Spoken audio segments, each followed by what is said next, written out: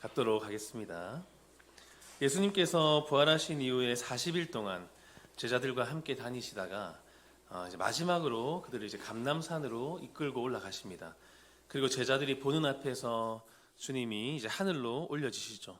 눈에 보이던 그 예수님이 이제 구름에 가리워져서 보이지 않게 되는 그 순간에 제자들은 아무 말도 하지 못하고 멍하니 이제 하늘만 바라보게 됩니다. 그때 흰옷을 입은 두 사람이 나타나죠. 이렇게 말씀합니다. 너희 가운데서 하늘로 올려지신 이 예수는 하늘로 가심을 본 그대로 다시 오시리라. 하늘로 올라가심을 본 그대로 다시 오시리라. 떠난 장면 그대로 다시 오신다.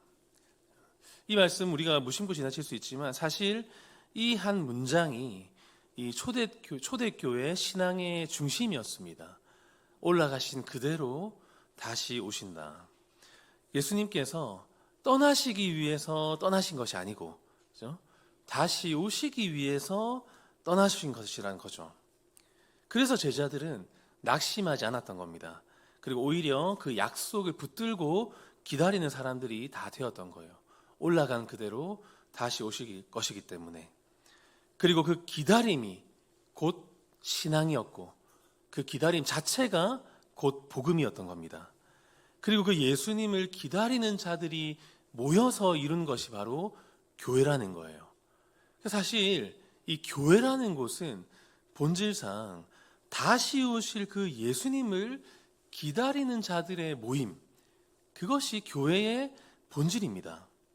교회를 오는 목적이, 또 우리가 함께하는 목적이, 또 서로 부대끼고 비비며, 또 때로는 행복하지만 또 때로는 지지고 볶아가며, 그죠?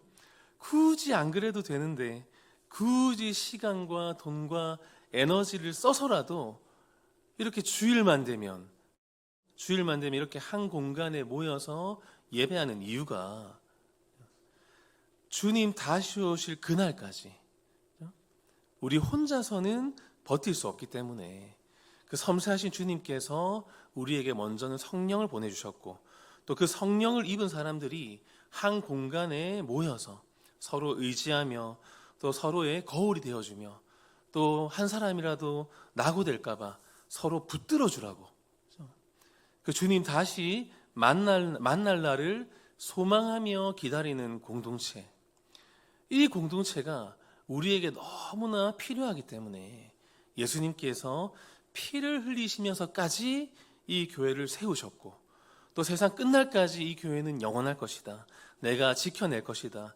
어떠한 세상의 권세도 이 교회를 무너뜨릴 수 없을 것이다 라고 보호하시는 것이 바로 이 교회라는 것이에요.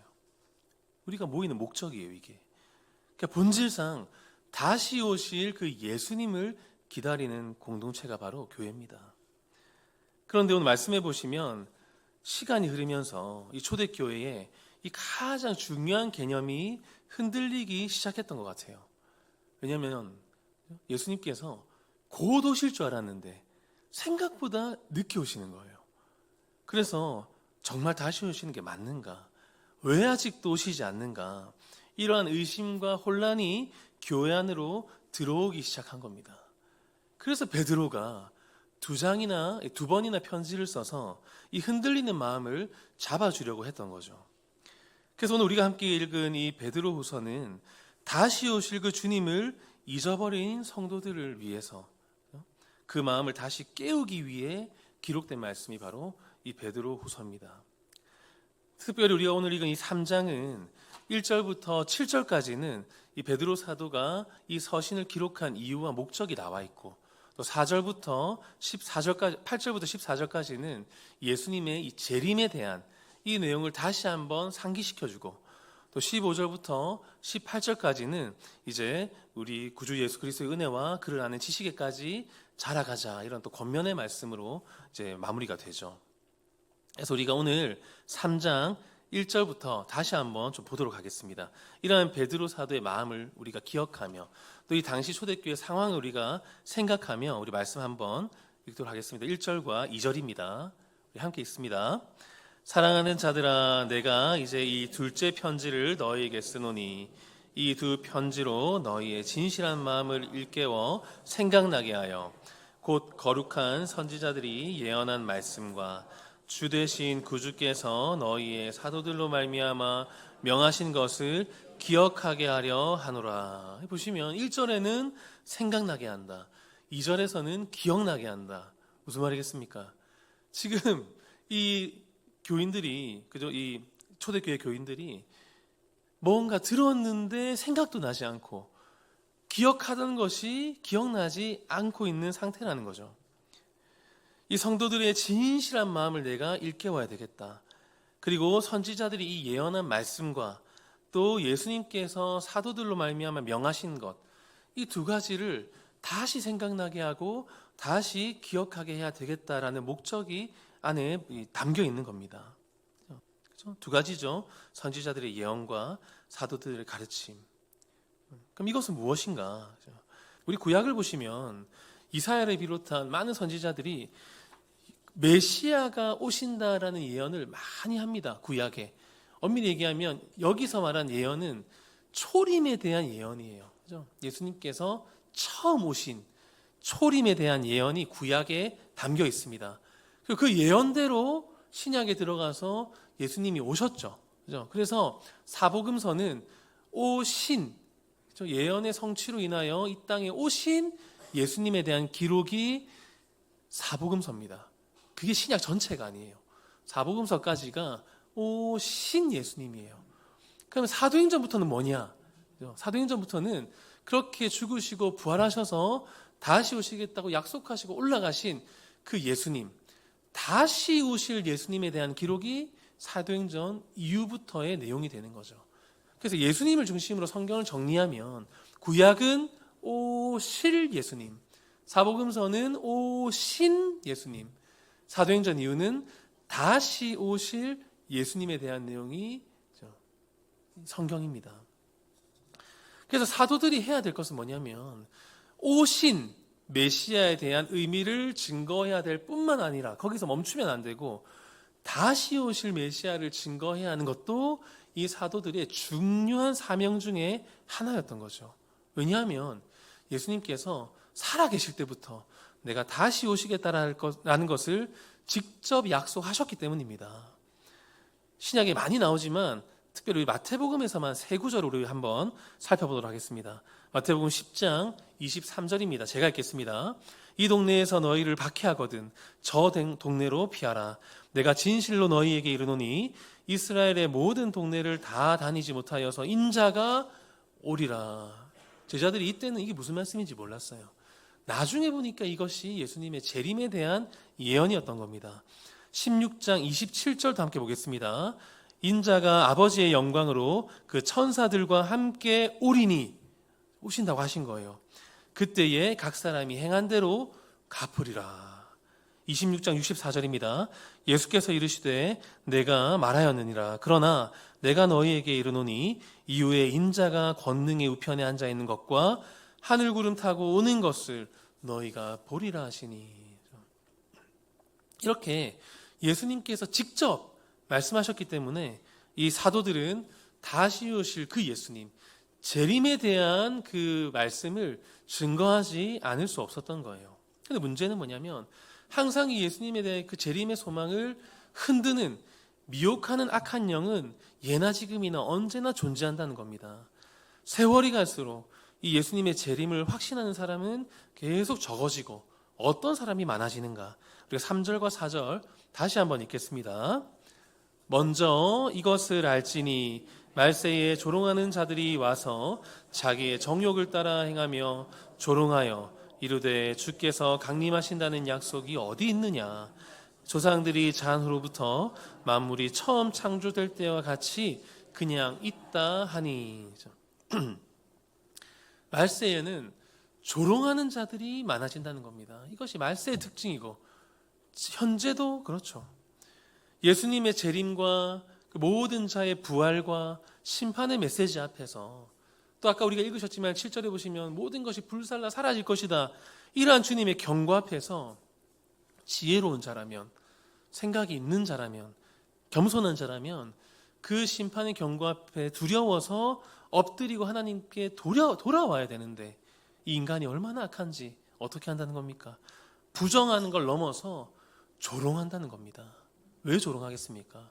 조롱해야 내 마음이 편하기 때문이에요.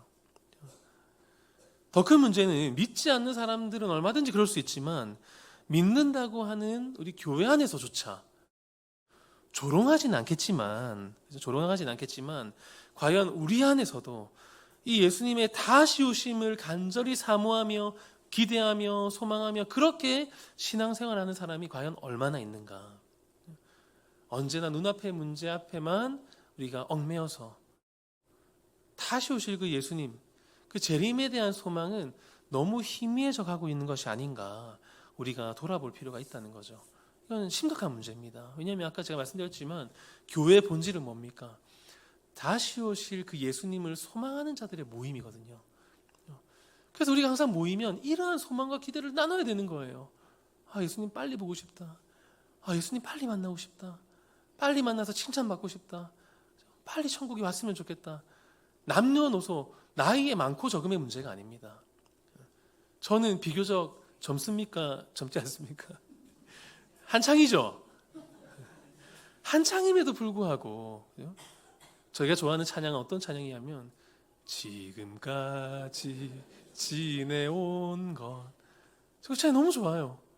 제가 아직 절반밖에 안 살았지만 빨리 주님 만나고 싶고 빨리 하나님의 나라에서 살고 싶은 겁니다.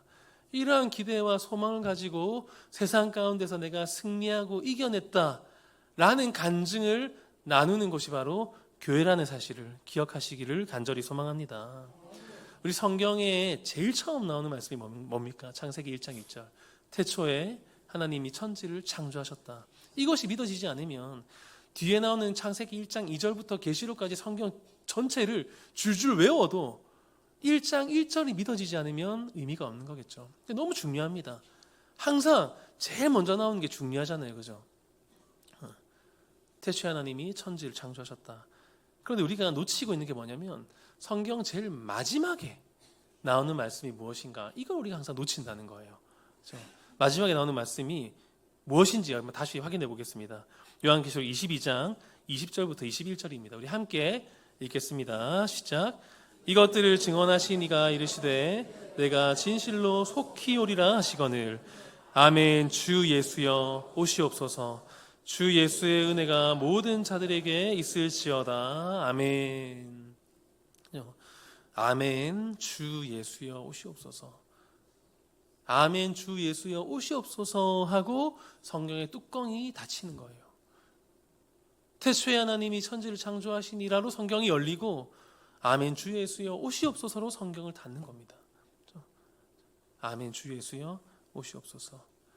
마라나타라고 하잖아요. 마라나타. 마라나가 우리 주님, 타가 오시옵소서. 우리 주님 오시옵소서. 이 마라나타의 신앙이 우리 신앙의 의식 안에 강하게 새겨져야 하는 겁니다. 이 성경의 마지막 결론이 이 말씀이 우리의 머리에, 우리의 무의식에, 우리의 본능에, 우리의 내면의 중심에 강력하게 뿌리 깊게 새겨져 있어야 하는 거예요. 아멘. 주 예수여 속히 오시옵소서. 속히 오시기를 내가 기다립니다. 그리고 속히 오실 것을 내가 준비하고 있습니다. 이것이 바로 마라나타의 신앙입니다. 다시 오실 예수님을 기다리는 신앙. 성경의 제일 마지막에 기록된 주여 어서 오시옵소서.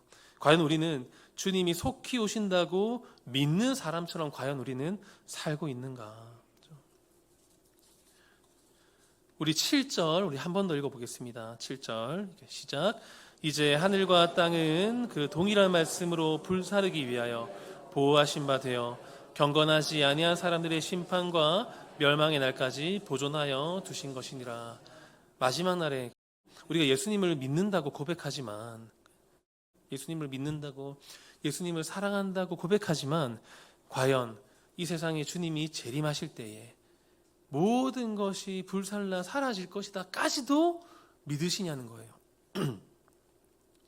내가 소중하게 생각하는 것들, 내가 가지고 싶은 것들, 내가 가지고 있는 것들, 가지기로 계획하고 있는 그 모든 것들이 정말로 불살라 없어질 것 같이 여기며 살고 계십니까? 쉽지 않습니다. 어렵습니다. 저도 어려워요. 믿는 사람조차 어렵습니다. 저 같은 사역자나 전도사, 강도사, 목사님들도 아마 어려우실 거예요. 제가 가끔씩 목사님들 만나서 대화를 해보면 불살라 사라질 것에 집착을 하는 목사님들도 제가 많이 만나게 됩니다. 이것이 꼭 물질만을 이야기하는 게 아니겠죠. 무형적인 것들도 마찬가지입니다. 내 어떤 욕심, 내 명예, 내 고집, 내 자존심 이런 것들 천국 가면 다 사라질 것들인데 그것을 내가 놓지 못하고 그것을 소중히 여기며 그것에 집착하며 이 땅 가운데 너무 귀한 시간들을 또 귀한 은사들을 낭비하고 있는 것이죠. 이것이 우리의 솔직한 삶일 수 있습니다. 사실 이 7절 말씀 모든 것이 불살라 사라질 것이다라는 이 말씀 성경에 없으면 얼마나 좋겠습니까? 우리가 얼마나 이 땅 가운데 그래도 나름대로 소중한 것들을 안고 살아갑니까? 예수님께서 너 그거 좋아하냐? 너 그거 소중히 여기냐? 그게 너한테 소중한 것이냐?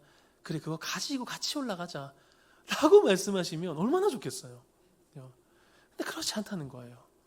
왜 그렇습니까? 더 좋은 것들이 준비되어 있기 때문이겠죠.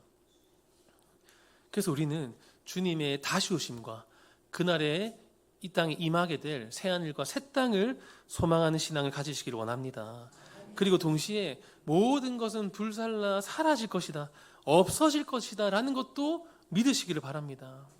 그래야 우리가 이 땅에 집착하고 있는 것들, 해결되지 못하고 있는 많은 인생의 숙제들이 여기서 해결되는 거예요. 이건 중요한 게 아니구나. 이거 내가 천국 가지고 갈 게 아니구나.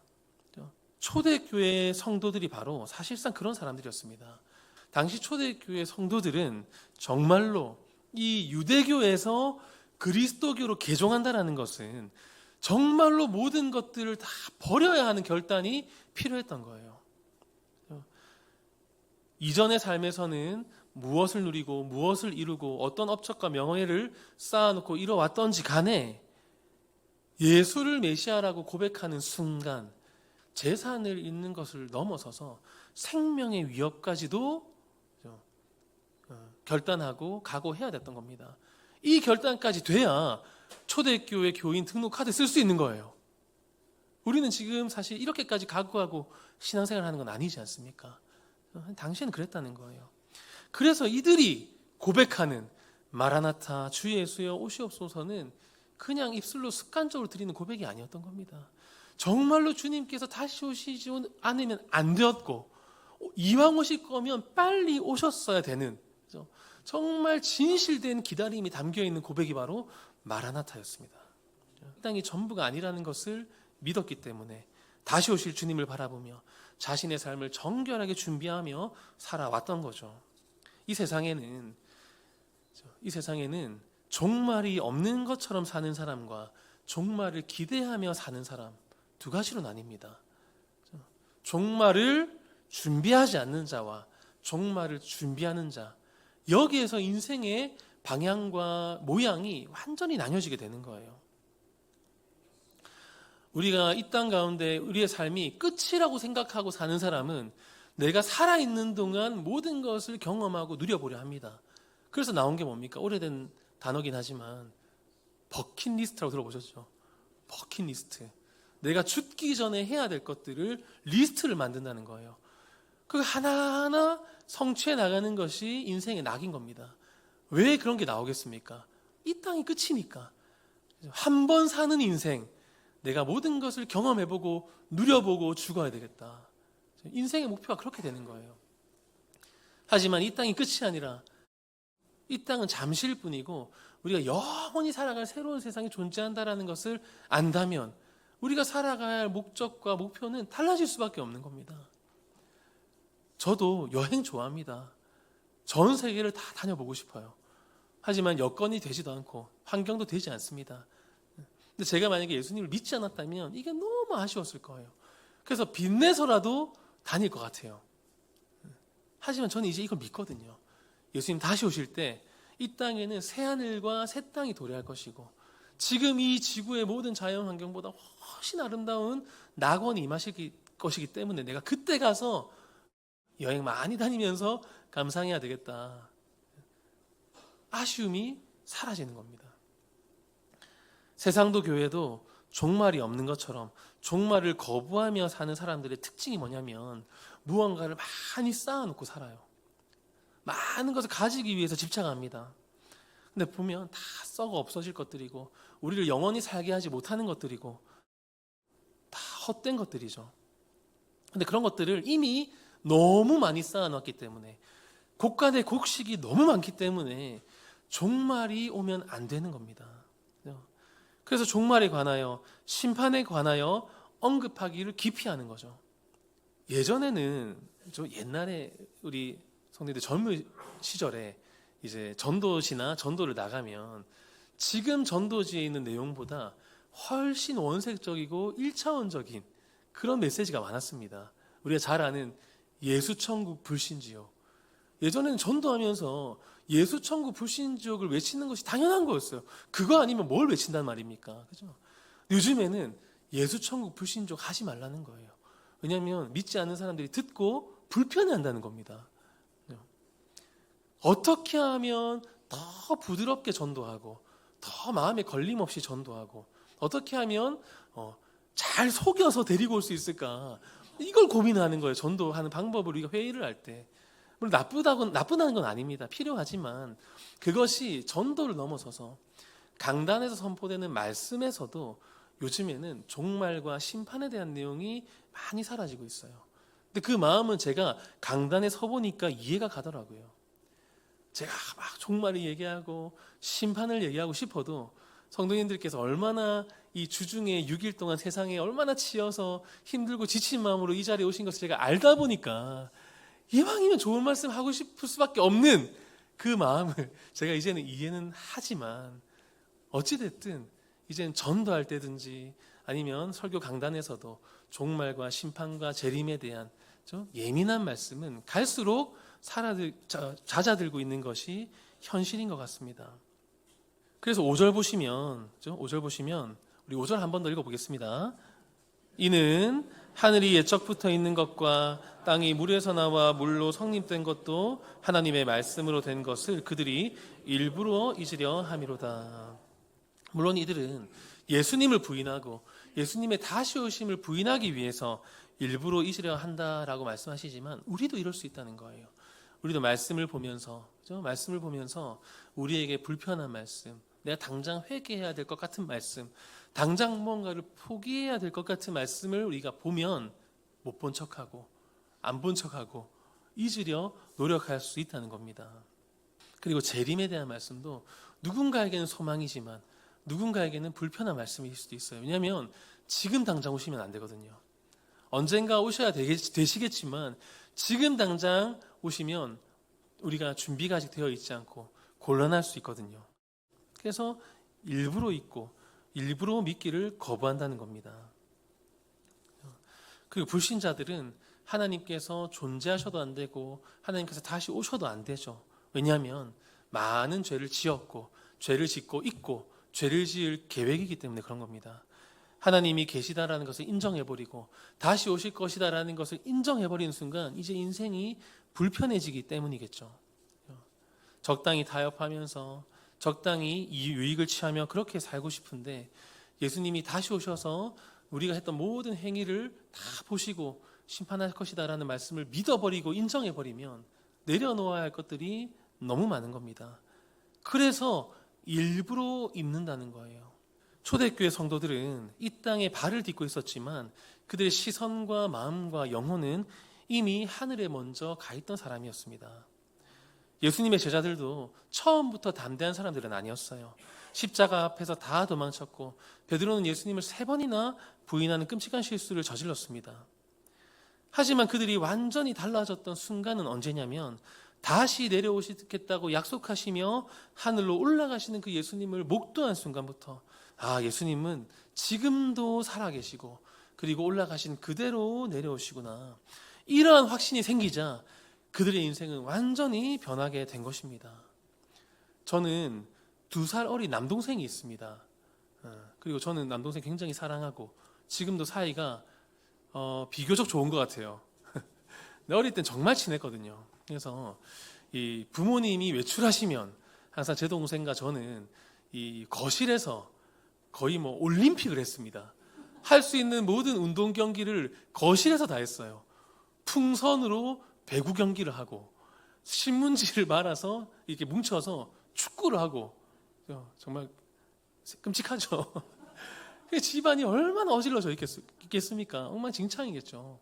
근데 이제 부모님께서 한 9시나 10시쯤에 귀가를 하시는 거 저희는 알고 있기 때문에 8시부터 치우기 시작합니다. 왜 치우겠습니까? 다시 오실 부모님을 믿기 때문에, 우리 부모님의 재림을 믿기 때문에, 그죠? 한 30분에서 1시간 전부터 말끔히 집을 청소를 해놓는 거죠.